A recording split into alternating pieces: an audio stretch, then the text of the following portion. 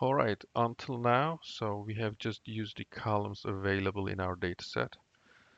What I would like to look at now is how can we create our own new columns? For example, it's very useful that we have unit price and quantity here because when we multiply these two, right, I can calculate revenue or basically the total sale that happened in that um, in that one item there, right? Because okay, let's look at that. Let's look at this first of all. So there is the order ID, and I need that, and then there's item. Okay, you see within the same order ID, let's do this. Okay, order it. When you click this little row, it will order it. So this is order ID 1. Only sofa was bought, and that's it. But in order 2, you see both cabinet and table were bought. In order number 3, chair and sofa were bought. In order 4, cabinet, sofa, desk, and sofa were bought. And then if we add, by the way, we can add more columns to these. Okay, we are not restricted to 2 columns or something. So there's the sum quantity, so there's the unit price. So although it says sum here, it's not really the sum. Okay, so um, for example, here we can just get rid of that. Don't summarize and don't summarize. Okay, so basically the unit price of sofa is 436 in this order, and then one item was bought. In order number 2, cabinet, there's one boat of cabinet, and then the item price is 490. The table is there's two that in this order 2, so the same order. 2 tables were bought, and then the unit price is 185. So basically, if I multiply this quantity in the unit price column, I can have a sale column here, right? That will show the total sale that happened for that specific item there. So, or I can just call it revenue as well, I guess. Um, So revenue, maybe it's more like the total revenue. So I will just call it the sale, this new column. Okay, so let's do that.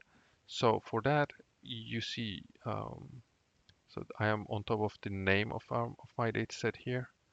There's 3 dots to the right. Yeah, right. If you look at this carefully, the 3 dots in the middle. So click on that on the right side in the middle. You will see those 3 dots there. Or you can right click as well on top of the name of the table. Right click. It will do the same thing. You will find this new column up in here. Click on that. Okay, so you see this area opened up. So it's like Microsoft Excel if you pay attention. It's kind of same idea. I will able to do a calculation there. So I will call this new column sale is equal to.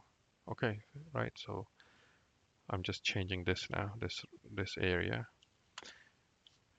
So what do I need? Well, I need this quantity column. So start writing quantity just like normally, and then it will, um, find from your table that you're, basically this quantity here, and it will show up here. So you can just select it. So this is the name of the table, and this is the quantity, meaning how many items were sold there in that order, right? The next column I want to identify is after putting this star symbol for multiplication from your keyboard, put the star symbol there, is unit price. So I will start writing unit, and there you go, unit price. Hit enter, or actually not enter, hit the green button for commit. So that will basically calculate it and then add a new column to your data frame. Let's see.